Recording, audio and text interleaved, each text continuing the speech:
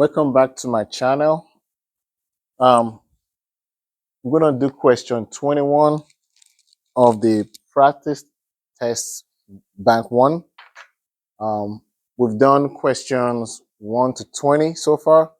I'm trying to explain how we solve questions in ACT, how we can quickly arrive at the answer so that we don't waste time solving questions that we can solve quickly.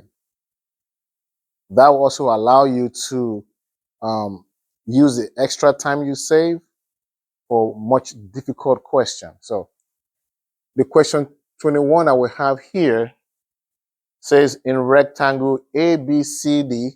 So they give us a rectangle. In rectangle, I'm going to draw the rectangle like so. Now we know that rectangle, two opposite sides are always equal, right? So X is always equal to Y and Z is always equal to Q. That's just the rule of rectangle. Rectangle, Z is equal to Q and X is equal to Y, okay? So let's continue. So we'll call it A, B,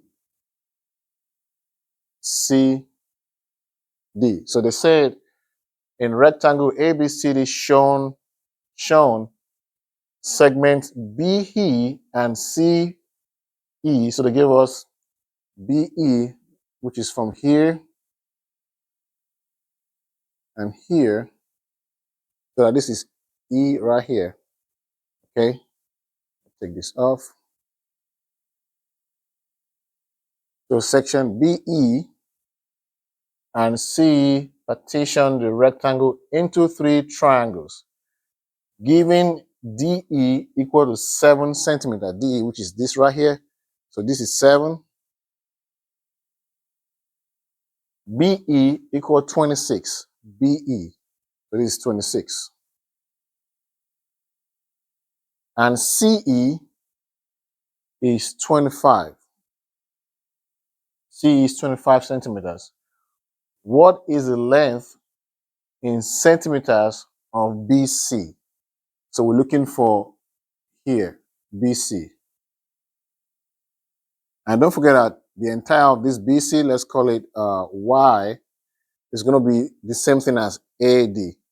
But we know that AE plus ED, let's call this entire length right here, let's call it X.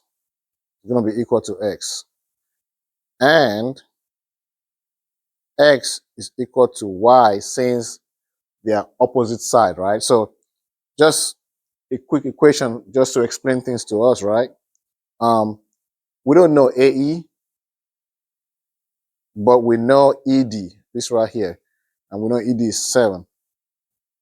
So if we want to find Y, all we need to do is find AE, right? That's all we need to do.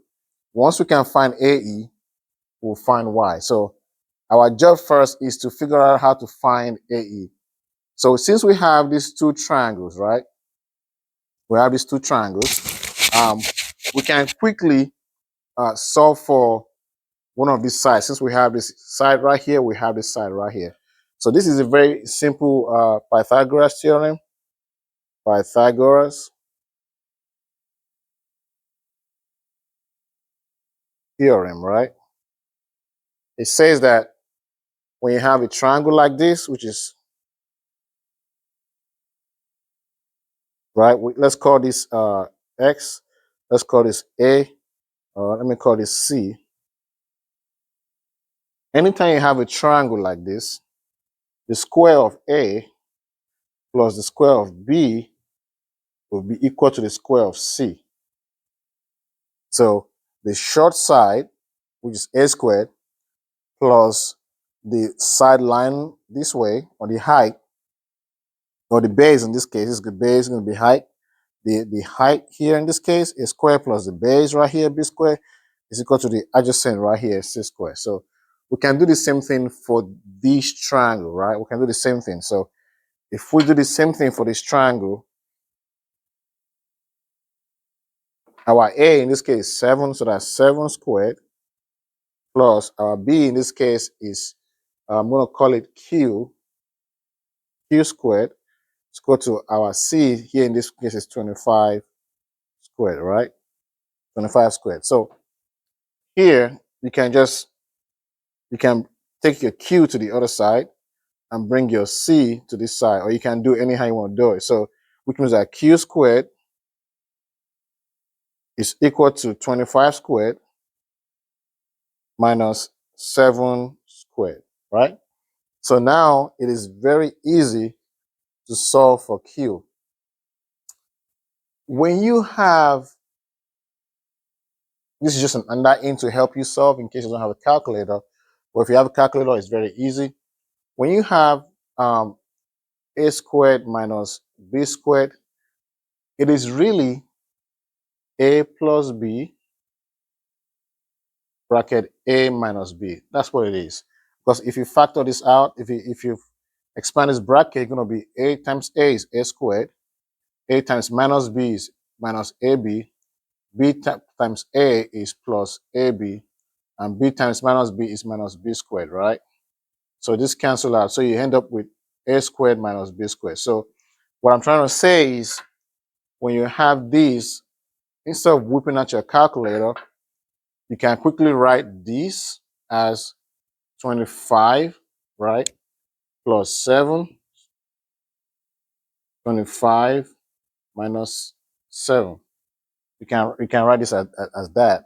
And 25 plus 7 should give you 32. And 25 minus 7 should give you 18. So that if you times these, this one is the same thing as 32 times 2 times 9, right? So 32 times 2 is 64.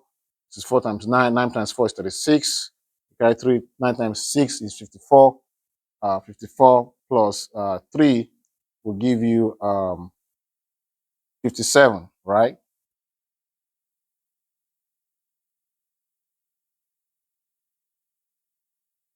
So now, what that means is that your q squared is the same thing as 576. And q is going to be equal to square root of 576.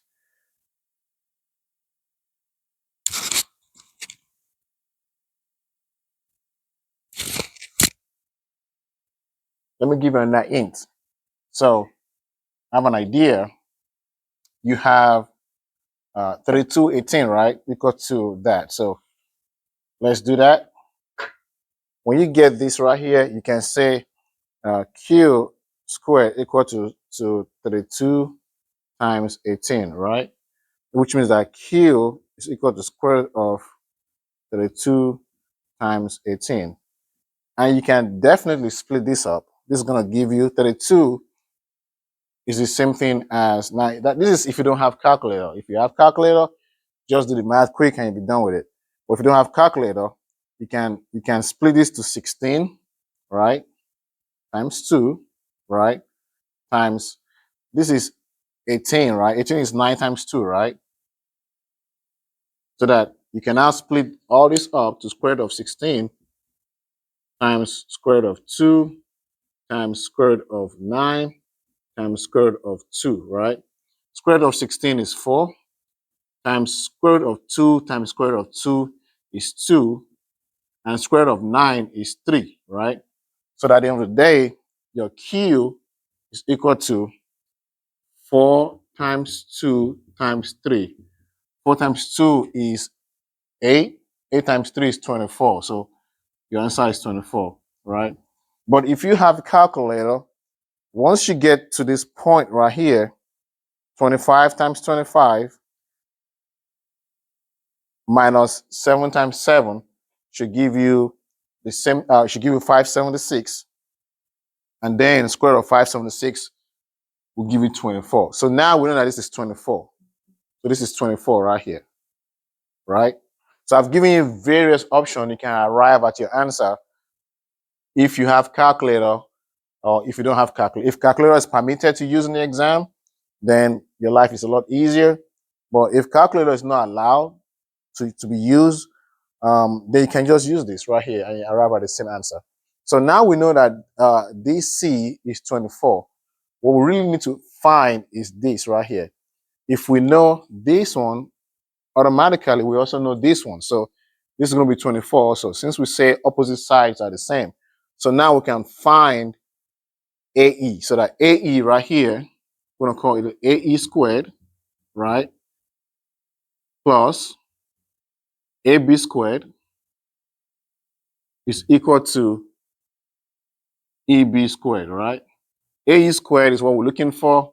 So we're going to put this to the other side so that AE squared is equal to EB squared minus AB squared, right? AE squared is equal to our EB squared is 26 squared minus our AB squared is 24 squared, right? So AE squared is the same thing as, again, you can use the same. I don't have a calculator on me, so I'm just going to use the same thing. 26 plus 24, 26 minus 24, right? So AE squared, because 26 plus 24 is 50.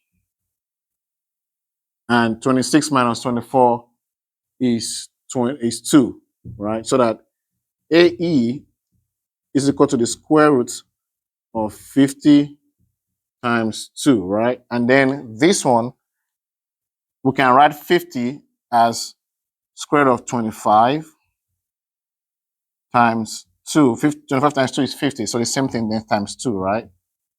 So if you break this into surds, your AE becomes square root of 25 times square root of 2 times square root of 2, right?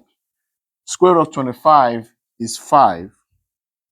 Square root of 2 times square root of 2 is 2. So that 5 times 2 is 10, which means that AE right here is 10. Well, now that we know AE, we can definitely find Y, because Y is AE plus 7. So our AE here is 10, so that Y is equal to, right, AE 10 plus 7. So our answer is 17. That is the answer to that question. The options you find in the option that was provided is, let me see. Option A is 10. So they gave us option A to be 10. Option B is 15. Option C is 17. And option D is 24. So your answer is this, 17. And that's what we got right here.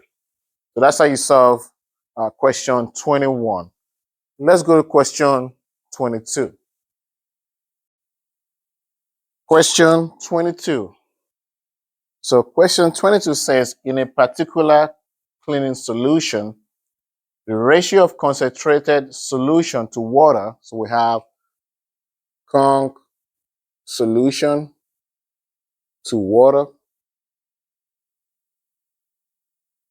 is 3 to 40.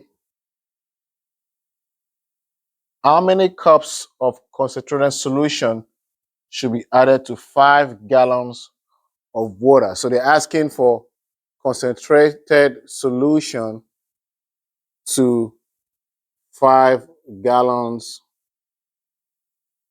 of water, right? That's what they're asking. We know that if you have, so this question is very easy.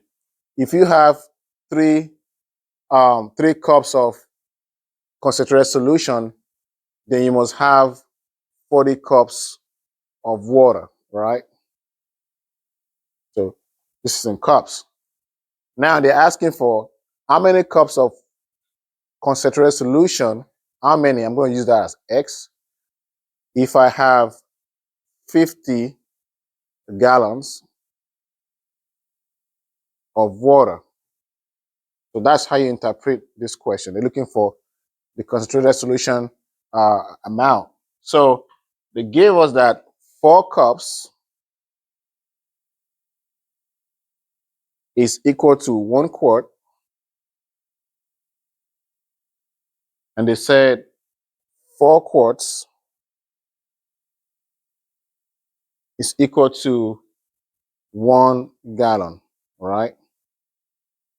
So we know how many gallons we have. So let's convert this gallon to quart so we can convert the quarts to cup. So that's simple. If 4 quarts give you 1 gallon, how many quarts, let's call that Z, will give us 5 gallons, right?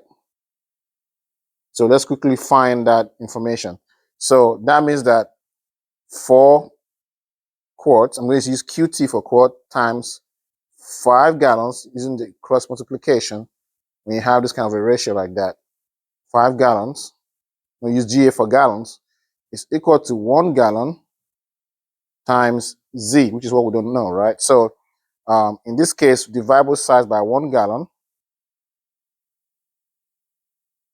So this cancel out. This gallon cancel this gallon out. So you have 4 times 5. So you have 20 quarts is equal to Z. So 20 quarts, 5 gallons is 20 quarts. But we want to get back to cups. We don't want to use quarts. So we know that 4 cups is equal to 1 quart, right? So when we have 20 quarts, how many cups do we have? Let's call that Y, right? Equal to 20 quarts. So the same thing, we'll do our cross multiplication right here, right? So that 4 cups times 20 quart is equal to Y times 1 quart, right? So that we can divide both sides by 1 quart, right? And once we do that, 4 times 20 is called 80 cups. So that our Y is equal to 80 cups. What I just did is I'm trying to convert 5 gallons to cups. 5 gallons is the same thing as 80 cups, all right? That's what I've been trying to do. So now that we have the amount in cups, because they want the answer in cups, we have to make sure that the units fit themselves. So we know that 3 to 40 is this concentrated solution to water. And we know that the number of water we have is 80. This is in cups right now, right? Cups. It's also in cups right here. So now we know that we don't know the amount of concentrated solution because that's what they're asking of us. We're going to call that X, and number of cups of water is 80. They have to be the same. So when you divide this, you must get 340. So now we can do our cross multiplication again, and that will give us 3 cups times 80 cups is equal to 40 cups times X, right? So we divide both sides by 40 cups.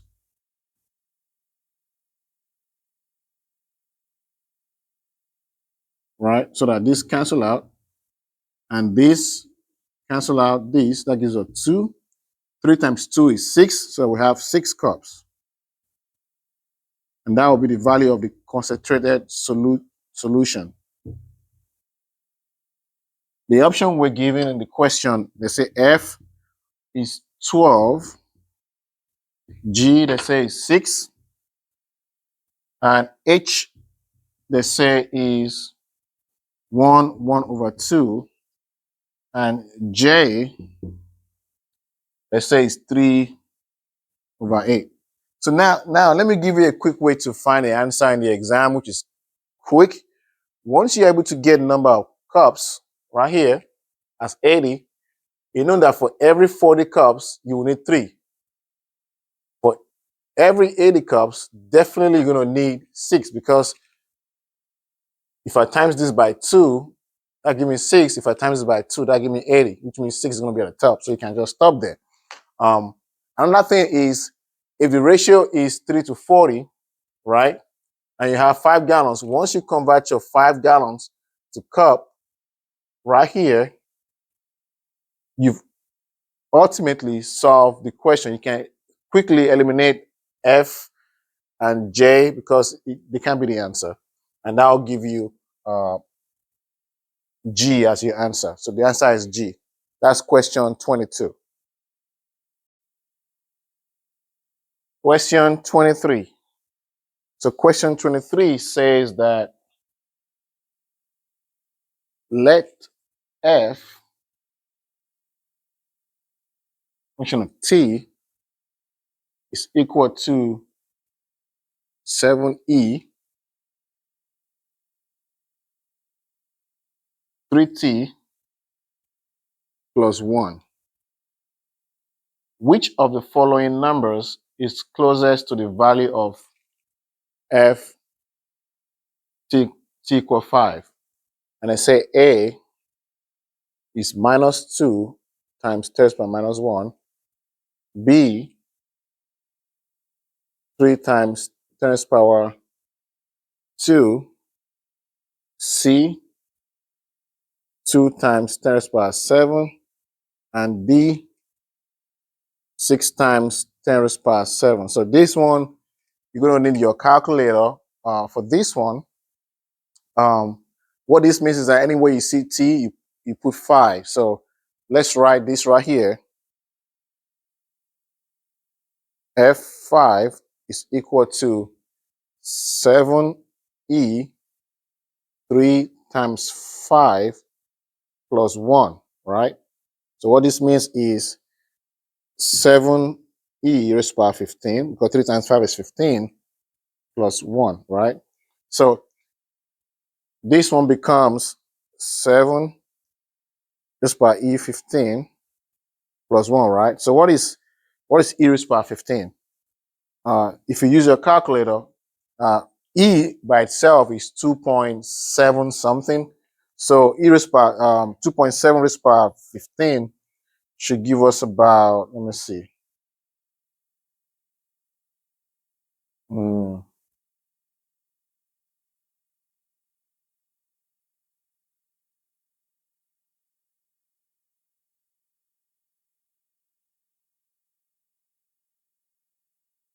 So that gives us 3269. So that is 3269017, right? 0.3. You can ignore the 0.3 plus 1. So we can round this up to the round figure nearest 3 million, right? So that this becomes 3 million. Let me just round it to 3 million plus 1. So 7 times 3 million, this is the same thing as 21 0 0 0 0 0 0 plus 1. This one is very minute to the entire thing. So you can really write this as what is closest is 2, because 1 million is really 6, so make it 7. So you have to make it 20 million, 10 to the power 7, right? So the one that is most close to the answer is going to be option C right here. That's your answer. Option C is your answer. 2 times 10 to the power 7, because 21 million is something as 21 times 10 to the power 6, right?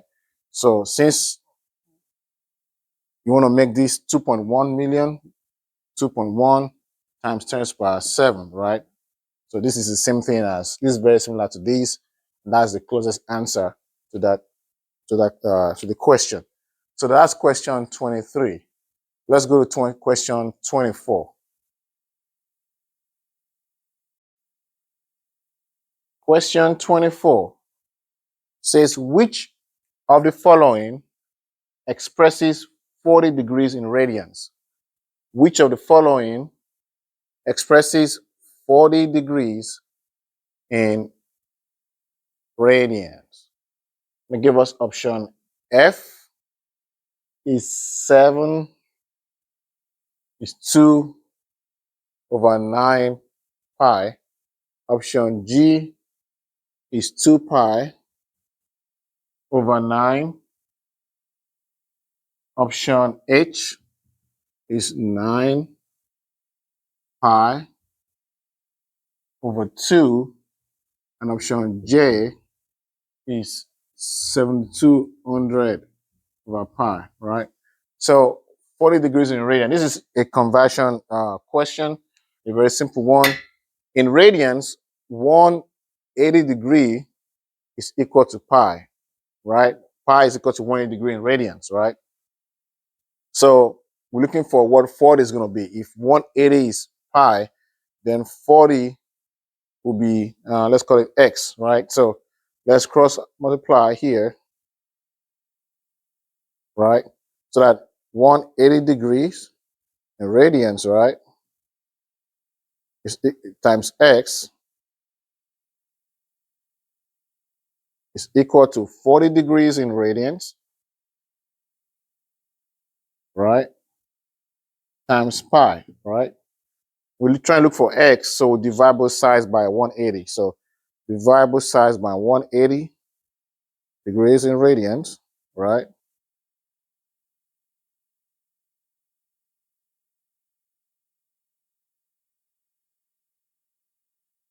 So that this is going to cancel out, right? And then this is going to cancel out, and then this is going to cancel out, and you have 4 in 4, 2 in 4 is 2, 2 in 18 is 9, and I think that's the least you can go. So you have 2 pi over 9. 2 pi over 9. So the answer is G right here. 2 pi over 9. So that is the answer. That should be about 30 seconds to find that out. And that saves you additional 37 seconds. Last question 24. Let's go to question 25. Question 25. Question 25. This one says, let the function f be defined as fx is equal to minus 9x squared. In the standard xy coordinate plane, which means that you have, when it says standard xy coordinate plane, it means something like this, where this is y and this is x, okay? And as you go from here, if you go to your right, x becomes more positive, okay? And as you go up towards y becomes more positive, okay? And as you come down this way, y becomes less positive. So that's what I mean by standard xy plane. It's like that, up, down, and then horizontal. The graph of y function of x undergoes a transformation such that the result is y is equal to function of x minus 4. Under this transformation, the graph of y equal function s is what? Negative was a, shift downwards,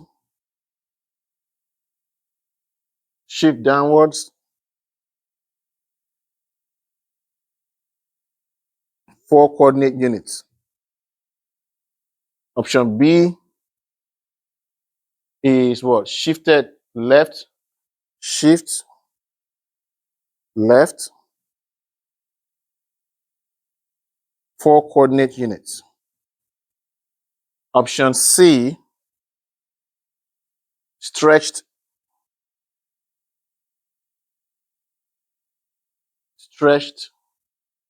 horizontally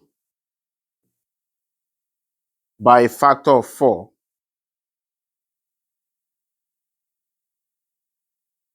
And option D says stretched vertically by a factor of 4. So I want you to know that if a function y is fx plus, let's call this k, that means that y is going upwards because that's a plus. It's going upward. It's shifting upwards, right? It's going up. If that function of x is minus k, then it's shifting downwards. So that's something you need to know.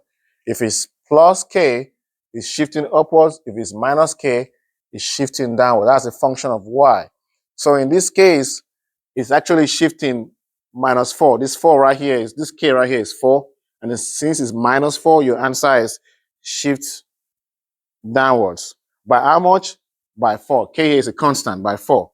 So what this really means in reality is this graph, assuming this is the XY graph, this Y, what this really means is that the value of Y went down by minus 4. 1, 2, 3, 4. It came down, it shifted downwards this way. You know, if it was positive, maybe Y was originally here and they said it was plus, it would have gone up, but because it came down, it's shifting downward. It's not shifting this way, but this way, it's shifting downward. It's not stretching because they are talking about Y, not X. So your answer is shift downwards 4 coordinate units. And that's the question 25.